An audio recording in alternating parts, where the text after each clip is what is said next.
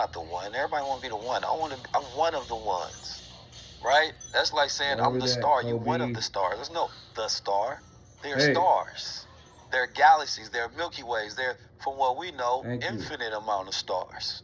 How could you want to be the star?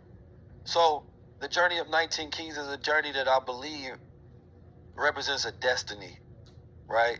Something larger than myself that I'm learning to become and understand.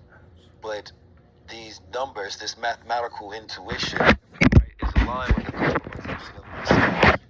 When I do the details of my DNA, my parents, synchronistic dates within my life and my timeline, it all leads to the number 19 being synchronistic.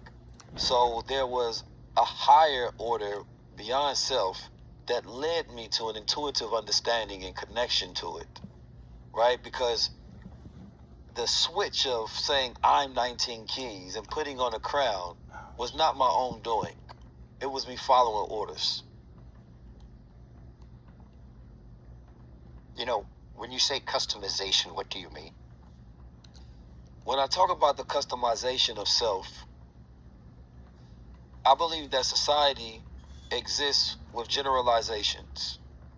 These generalizations means that every man is judged by the same scale, regardless of how different in degree each man is. When we go to school, this child that is naturally prone to have a good memory could get an A because the details of the assignment is based on memorization or recognition. So that may be his intelligence type, right? The class setting can be set up in a manner that is directly customized towards certain intelligence types. But both of those students are graded on the same generalized scale, right? So that doesn't make that child smarter.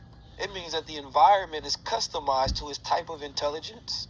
It means that, and we talked about monogamy and relationships and polygamy. One man customizations could be towards the way he sees relationships. He only falls in love once, right? He takes possession of things and he only wants to be with one woman. And there may be another man who falls in love twice or three times. So if that man gets judged by the same scale, it's unequal, right? Because that man doesn't have to do any work because society is already customized, right, to his natural skills, talents, predilections, right, character types and traits. While this other man says that in order for me to fit in that, I have to do more work.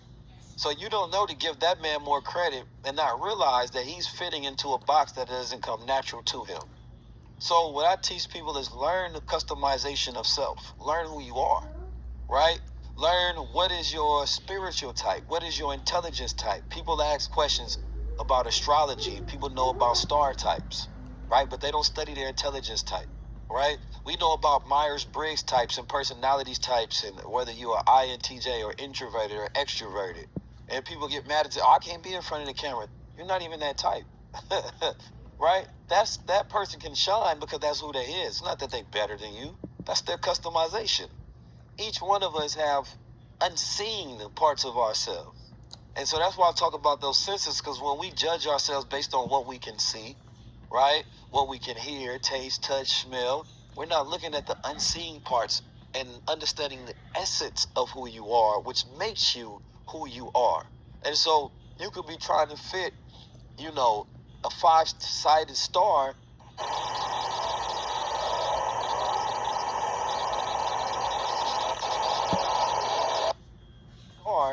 into a square. It don't fit in there. That's not the way it's made, right?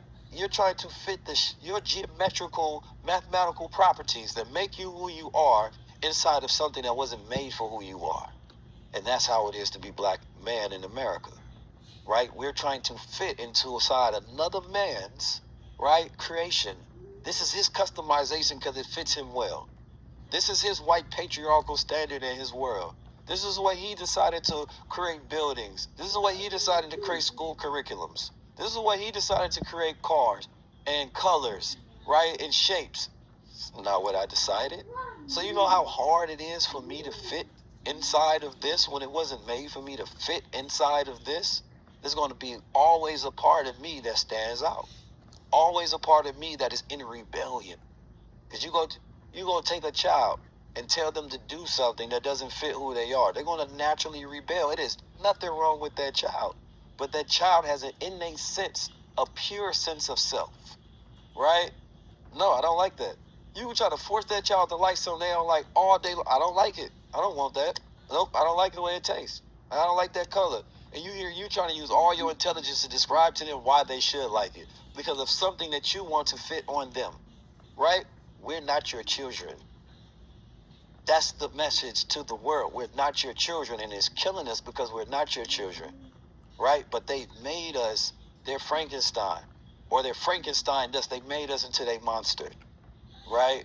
They customize us to their liking, to their religion, to their world, to their way of things, and it's killing us mentally every single day. I see brilliant black men dying while they're alive because they can't fit into this world, and this world doesn't allow them to be who they are, right? So being pure within yourself is destructive in a world that wasn't made for your purity. Speaking truth, you talk about this, a child being pure and an elder being pure, because you go through a purification as an elder where you don't care no more.